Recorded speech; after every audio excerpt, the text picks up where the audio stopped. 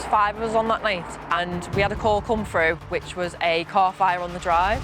As we were on our way there, we had another call come through from control saying that the fire has now escalated and spread to the house. As we got closer, we had another call come through saying that incident has escalated further and it's now persons reported, which is one of the most serious calls you can get as a firefighter. It means that there's someone potentially in the property, which in the end turned out to be a woman and her 2 children. So we heard Rachel's story then about how 5 people on a fire engine turned out to a car fire, and how that escalated to becoming a persons reported with a woman and children inside the house. Now imagine that same scenario playing out, not with 5 people, but with 3 people.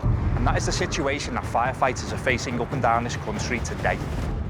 The reason we are facing this crisis is because all across the country there is no national guidance on how fire services staff their trucks. Some areas may turn out with 5, others may turn out with just 3. That is why the Fire Brigades Union is calling for national standards. I think it's a really dangerous position to be in, because a group of 3 turning up to an incident, if it's escalated, young firefighters potentially are faced with an impossible moral dilemma there. Do they go in and save someone, or do they wait outside and watch the building burn? That means the public are living in a postcode lottery. If you live in one county on this side of the street, your fire service will send 5 firefighters when you call 999. If you live in a different county on this side of the street, your fire service might only send 3 firefighters when you call 999. On the fire engine, we've got the officer in charge, we've got the driver who'll be providing water at the incident, we've got 2 people wearing breathing apparatus, and we've got 1 person running BA entry control to make sure those inside the building are safe. So a firefighter going into a burning building on their own could potentially end in 2 ways. They could be coming out and be facing disciplinary action, because our procedures are to go in a team of 2.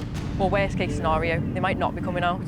They might lose their life in there because they haven't got their buddy with them to look after them. Firefighters' voices have been excluded from decisions happening in their fire and rescue services for too long. What we need is a statutory advisory body with the Fire Brigades Union at that table.